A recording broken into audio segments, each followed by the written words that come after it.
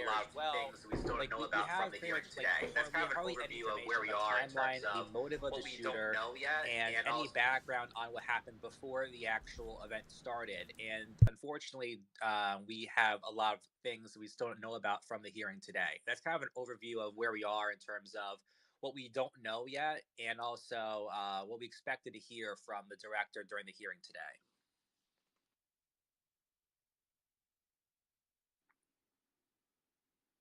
Okay, so we saw the hearing, right? Give me an overview. And by the way, I've got things I want to go through, but just give me an overview of some of the questions you had. Yes. So, a couple questions I had first were: did they record the communications between agents on July 13th or not? That was the first question I had. The second question was: were there any sort of uh, calls to get Trump off the stage when they went from a suspicious person to labeling the shooter as an active threat 10 minutes before the shooting began? Do we know, for instance, if there is if there is an agent on the roof that was supposed to be patrolling or not? Because a new report from Howley, from whistleblower, said there actually was a person on the roof that was supposed to be guarding it, but left because of heat reasons. So we don't know still whether or not there was supposed to be a person on the roof. We also didn't know if there was any sort of I guess, where was it the fault of the Secret Service, or where the fault of it was for local police departments, or anything like that? That was not really answered as well. There are so many questions that we had going into about the timeline of it, about what the communication breakdown was, who gave the okay for the security detail or security procedures for that day. Do we know if anybody was supposed to be overseeing a certain area of the rally? We have so many questions, and the route and the about the rally, about the event, the shooter, the events before the rally even began, and how they handled it during the shooting and after the shooting, and the hearing today, for the hours and hours of it, had nothing to show. She was not answering any of the questions from both sides. It was very disappointing to hear her dodge questions that she knew were coming, for her to kind of hand wave a lot of it away and say there's accountability coming. She's basically taking accountability, but yet there's no resignation, there's no firing, no discipline or anything like that. And we're supposed to wait 60 days apparently until there's a full report. Yet 60 days is basically 2 months of political rallies and events that will require Secret Service to protect VIPs, whether it be Trump or Kamala or Biden or RFK or whoever it is, right? So we have all these outstanding questions and very little answers from the secretary, from the director, on the podium this morning. So it's unclear if she will resign. It's unclear if Biden will make her resign. It's unclear if there will be any accountability towards this, any actual explanation for what actually happened at the event on July 13th. You know, Chief, I think. Go ahead, Sully. Go ahead, Sarah. You know, what I found to be so surprising is on both sides of the aisle, how many representatives were calling for her immediate resignation. Many were even calling for her to be fired immediately. There weren't many that were. I didn't see any support at all during this hearing. I think it's only going to get worse. I did see that Sarah Cheadle has dug her heels in.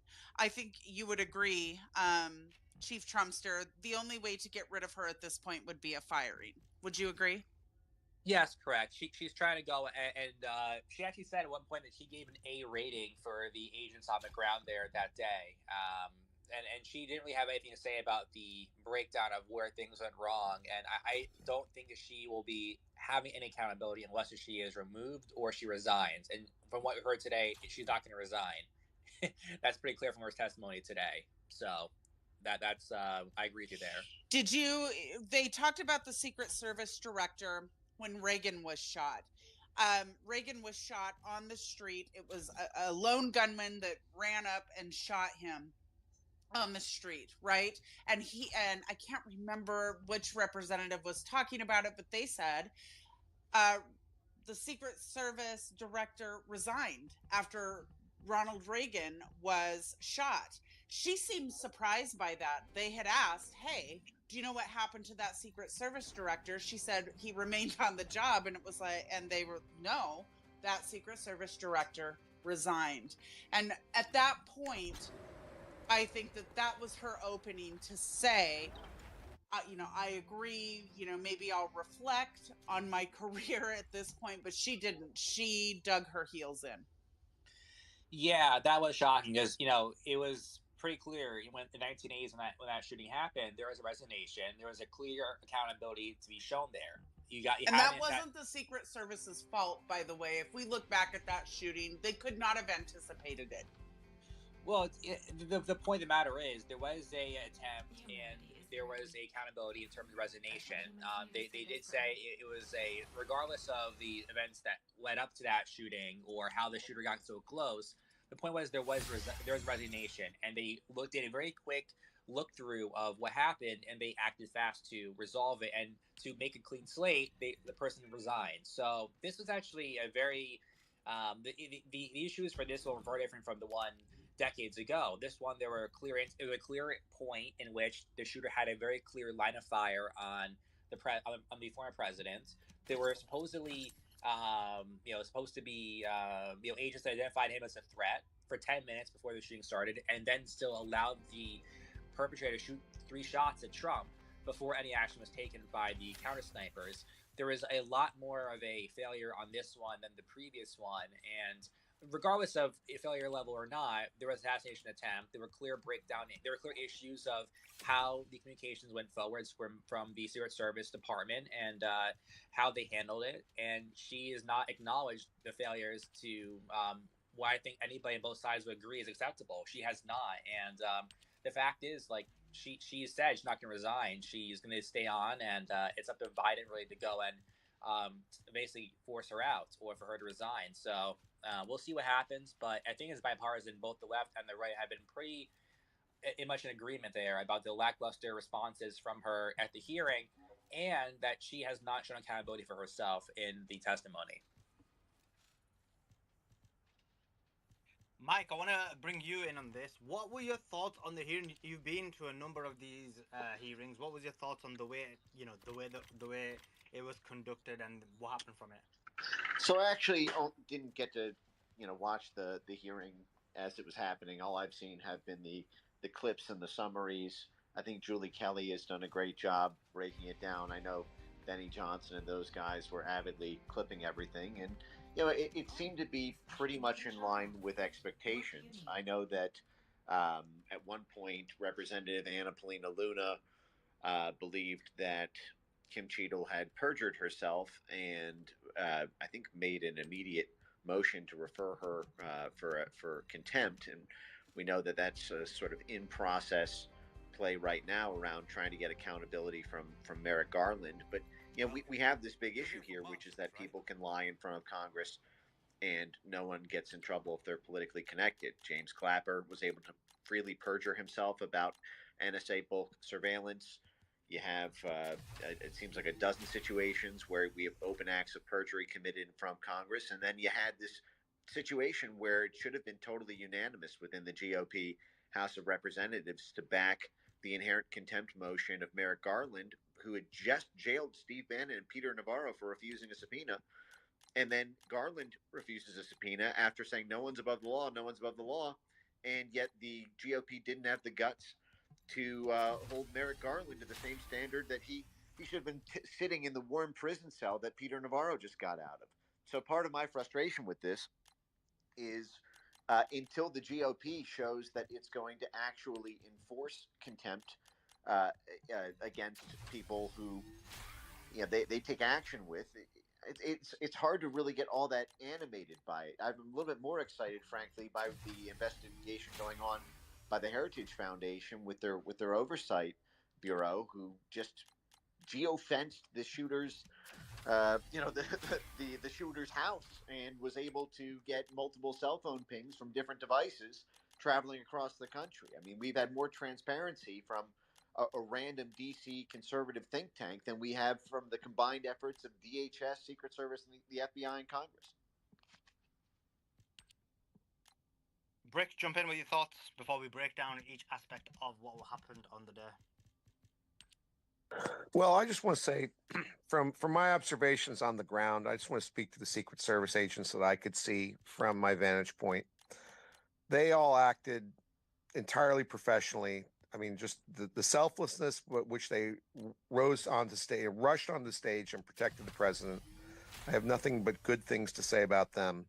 But I do want to say one thing in general about the hearing, and that is that all of us, I'm sure, would love to have full and total disclosure about what happened.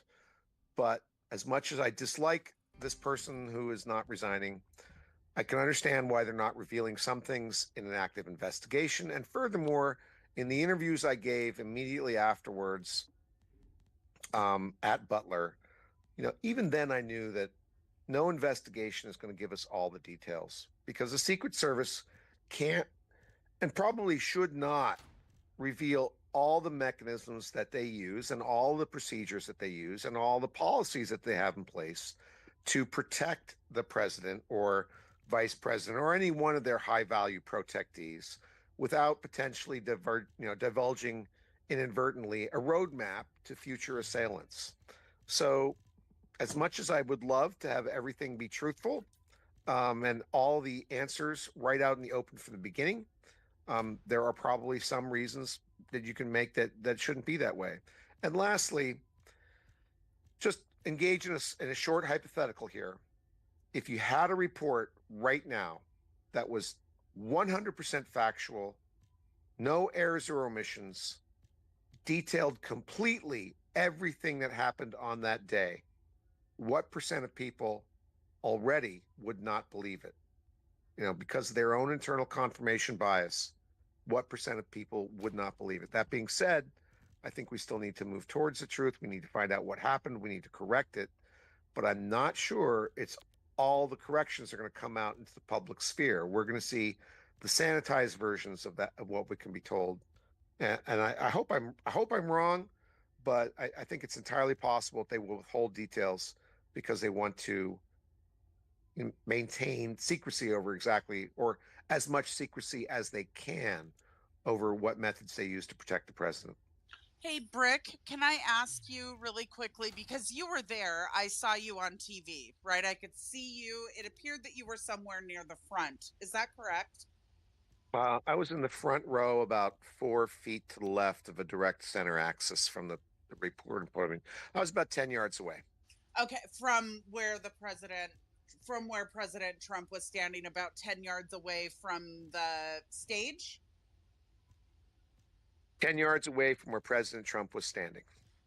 Can I ask you, did the Secret Service interview you or anybody around you, or confiscate your phones, or try to get video, cell phone pictures, anything that may have been captured from people in the crowd? In my case, no. But on site that day, I would imagine that they don't have the resources to do that. So that's not an issue. I was not approached at the RNC the 4 days I was there afterwards. And I was, giving a lot of interviews. It's no secret that I was there. So I don't think either that any of my videos from my vantage point reveal anything that happened outside the venue. I spent almost my entire time inside the venue. So, there's nothing that I think that would be gained from my videos.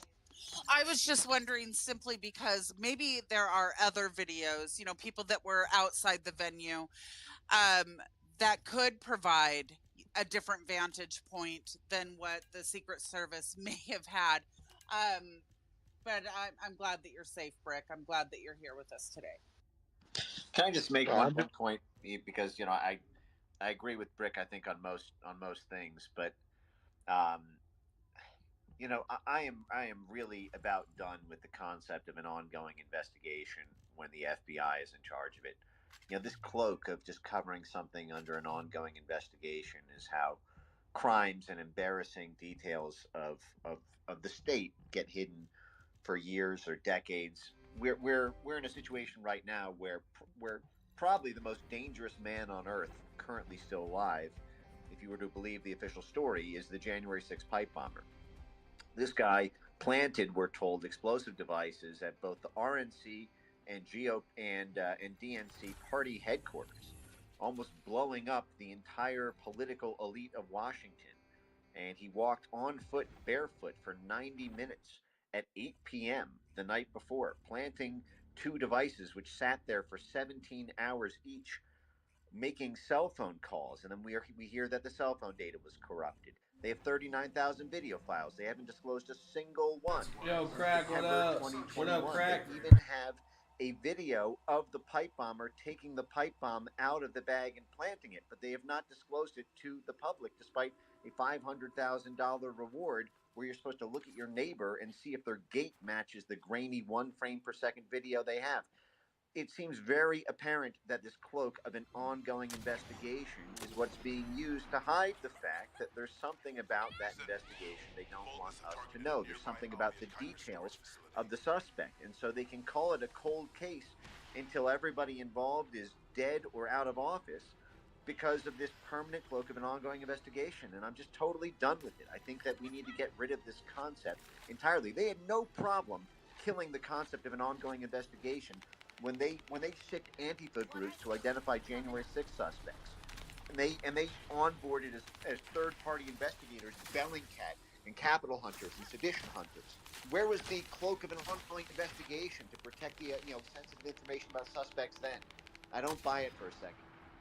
Well, This is what the thing also though, it's like what the questions that were asked today, they weren't like necessarily questions that would interfere in investigation. They were thinking about timeline, questions about communications, and whether or not they recorded communications. And right now, we don't even know if they actually have communications on July 13th at all. Not Yeah, to just not to just mention. if I can. Oh, sorry. Yeah, I thought you were done. Go ahead, and I just want to respond to what Mike said. Yeah, I'll say one more thing. I think that with what we heard today, you can say it's not an investigation for sure, but she definitely has heard or has 20 years experience on the job at least. So she should know or have opinions about something she can say as or some sort of speculation that she can at least offer to the committee. That wasn't there though. It was complete stonewalling, and if we have it her way, it will be 60 days of radio silence. The report comes out, and the report won't even answer questions that we have. We'll have no report comes out after this one. It'll be this whole long trial or process of not getting information we need to get for upcoming rallies and political events we have to protect the VIPs from, or from like a shooter or something like that.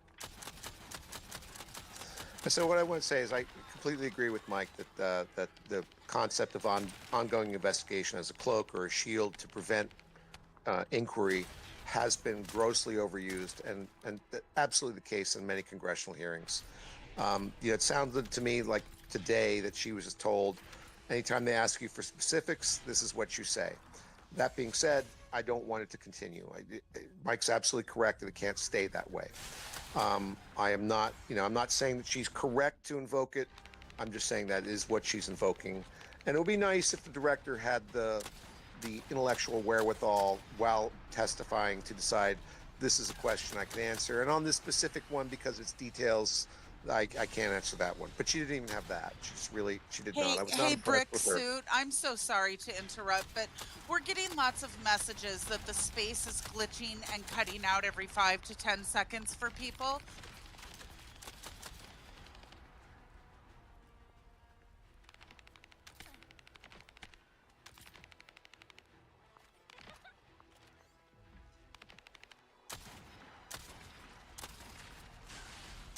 It's clear the Vulgus are after the Kuiper. I didn't expect them to send a force of this size.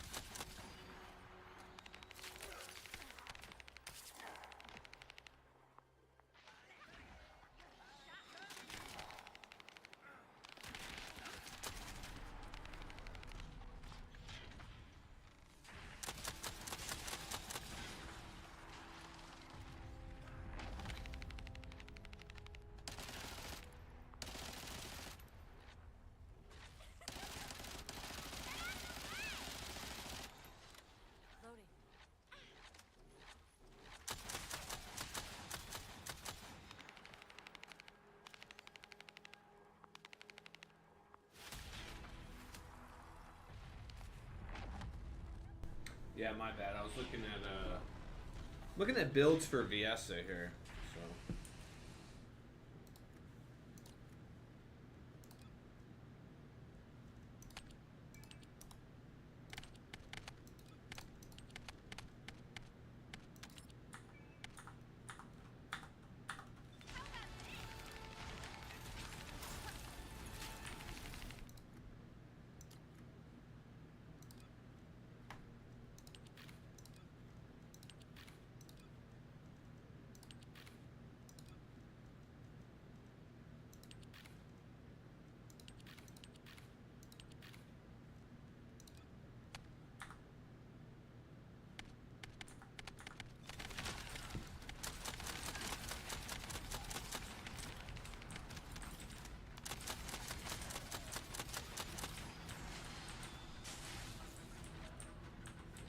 Our casualties are mounting.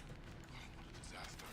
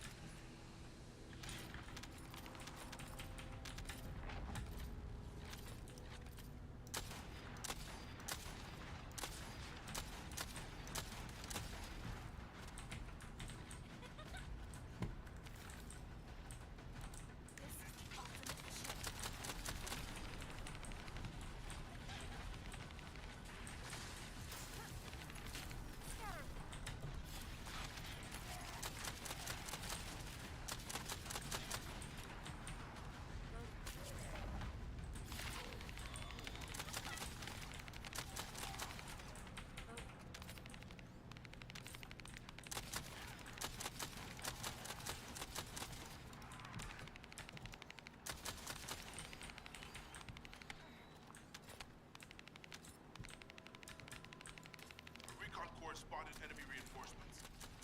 There's no end to them.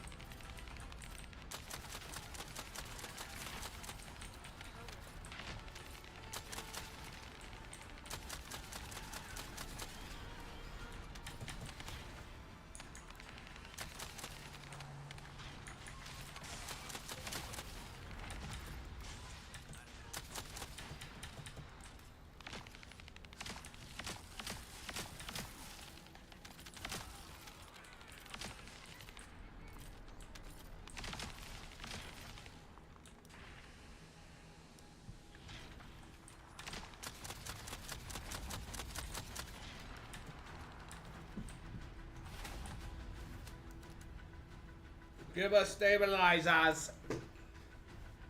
F that caps. Caps monkey dude. Forget about him. Loser.